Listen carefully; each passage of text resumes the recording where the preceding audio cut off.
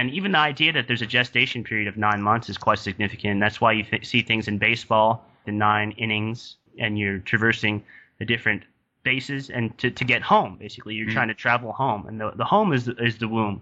And what we're experiencing right now in the second Genesis is a rebirthing of consciousness. It's the idea that there is no mainstream and side stream like the mainstream wants us to think. There's only one stream of consciousness. So as soon as people stop playing on this duality, as soon as people start figuring out these clues in the language system, then it's going to awaken a lot of minds. And with a population that has that kind of knowledge, it's going to be the end of secrecy. It's going to be the end of secret societies, because nothing can be hidden, Henrik. Over enough time, nothing can be hidden from the masses at all. I'm a believer of that much. In your latest video, talk a little bit about Amun-Ra as well, and one of the theories here as well is that the priesthood, pretty much, of Amun-Ra is living on in modern times, as it were. Again, some people call this the Illuminati in that sense, or those who had the knowledge to design Rome after the stars and put things into alignment. And then the theory obviously goes then that this priesthood they did not vanish in that sense. They just spread all over the world inside. It's so close that we can actually not see it in that sense. But do you think that this goes back to the priesthood of Amun-Ra? Is that the connection in that sense to the illuminated ones, the Illuminati? What do you think? Yes, they're still on the planet. There's that organization still exists, and it places people in power throughout the world. And that's why we say Amen after our prayers, no matter what the religion. I mean, it's pretty common to say a version of Amen in Judaism and Christianity, and these are all based on much older gods, much older archetypes like Horus, God, Set, those kinds of things, and even predating that to the Anunnaki and the gods of Sumer and Babylon.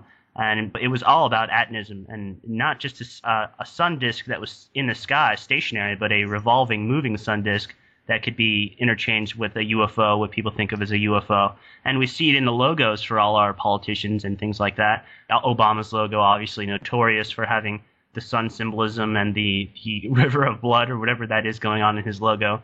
And color is very important too. The blue and the red, it's very powerful. And again, speaks to duality, the red pill, the blue pill. And it separates people. When you're born into a world where you're looking at the political system, like the polls, again, you have the word polarity in political, right?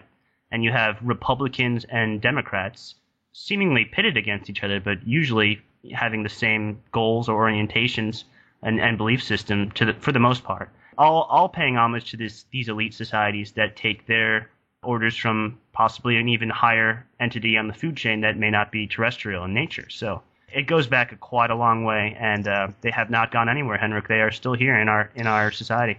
Absolutely, and this also takes form or shape in a microcosm level as well. If you look at some of the street gangs, I mean, I've seen stuff about, for instance, MS-13 and some of their wall graffiti and stuff like that with all-seeing eyes. And the question is, who's behind these gangs and funding them and so forth. But I'm also drawn towards what they call the Bloods and the Crips, which represents the red and the blue as well. They have different colored, So it's not only on the higher level in the political system and these different blocks and opposames in that sense fighting each other, but it's down to the on a very micromanaged level into street gangs even. Yeah, it's hilarious actually, and it reminds me of that funny scene in Donnie Darko, Richard Kelly's Donnie Darko, where they call Donnie up in the classroom and they make him read a bunch of moral and ethical stories, make-believe stories, and he has to decide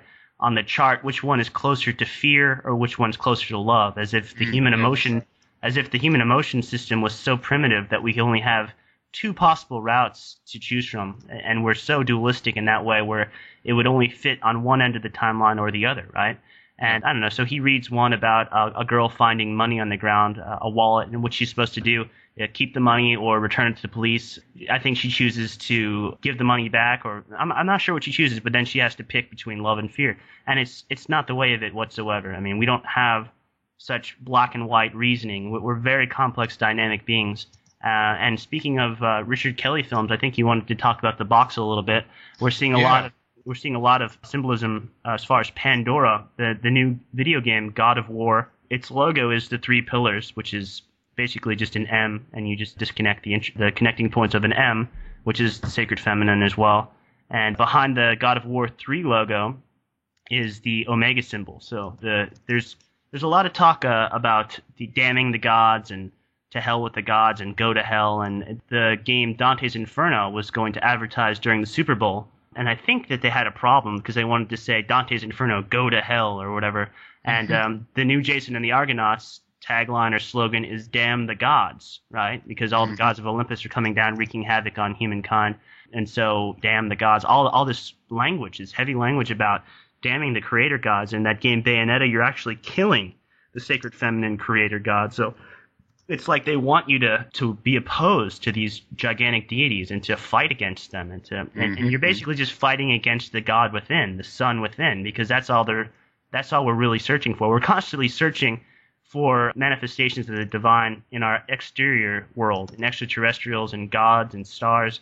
When we have everything within our bodies, we're equally as magnificent as any nebula, any quasar, any magnificent stellar configuration that we've ever seen with a telescope, and it's right in our own biology, right in our own bodies.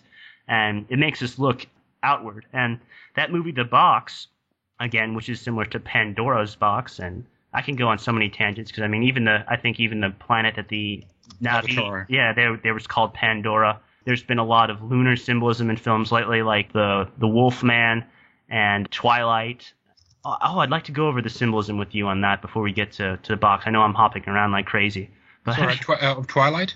Yeah, if you at home, the listeners at home, would just type in, I believe, Twilight space books in a Google search. I'll do that right now too, so I can go over it with you. It's some interesting symbolism in their book covers. Twilight books, and go to images, and it should be, the second one pops up. It has all 4 book titles. You have that, Henrik? Yeah, I can see it here. All right. Well, the first one, what do you have? You have Twilight with the 2 eyes and the phallic pillar in the middle, right? And if you flip the book upside down, you have a pyramid. The girl's arms is making a pyramid shape, and she's holding an apple. And what is the phrase with the apple, Henrik? You are the apple of my eye.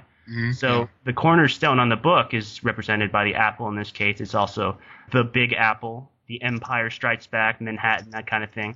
Also, and again, the fruit, obviously, of knowledge, of the knowledge of good and evil. So this is the fruit that enables you to see, in that sense. Right. And then the next one over, New Moon, you have more lunar symbolism. And it looks like tulips that are bleeding, like blood is dripping off the tulips. And that brings you back to sort of, again, the bastardization of the feminine. When they're on their menstruation cycle, we say that they have PMS and that they're irritating and bitchy and that kind of thing, instead of embracing the sacred feminine and bolstering them. And we kind of pull them down and say, oh, they're on PMS, or they're lunatics because their cycle is governed by the moon. So that's more ways of ostracizing the sacred feminine. And every time I see that in pop culture or society, I always am highly suspect, because if they're trying to slanderize something or make something appear in a negative light, I always know it's the opposite. I always know that the goddess is so should be revered and acknowledged as beautiful and a form of purity. And when we're in the womb, Henrik, in the first few weeks, or I'm not sure how long we're genderless for, we're quite androgynous. We are housing equal parts masculine and feminine. And I think a lot of men, especially in this day and age, are really neglecting their feminine side, their gentle side, and not just gentleness, but all the incredible attributes that come along with the sacred feminine. And we're really, really lacking in that. Men are not very heart connected these days. You're hard pressed to find a good man that's heart connected. The next book is Eclipse, which looks to me like a breaking of the silver cord, again tied to lunar symbolism. I know it's red, but when I see the image, the first thing that pops into my mind is when you're dreaming, how you're tethered to your body by the silver cord, and it's kind of severing itself there. And the final book is Breaking Dawn. Another tricky, a fun thing with language is that you could knock letters on their axis, and it would just become breaking pawn. So you have the queen, and then you have the red pawn in the background. And actually, the letter D, if you flip it on its axis 90 degrees, just looks like a sun rising on the horizon. And what is the vitamin that we need that can only be processed with enough sunlight? Is vitamin D. So the letter D actually makes the sun rise, and that's the vitamin that's correlated with getting sunlight as a human. Like we already discussed, the vampires in this novel, in this series, do not die in the sunlight anymore. So even our monsters, even our egos, do not die in the sunlight anymore, and like they did in eons past, and in stories for so long revolving around vampires.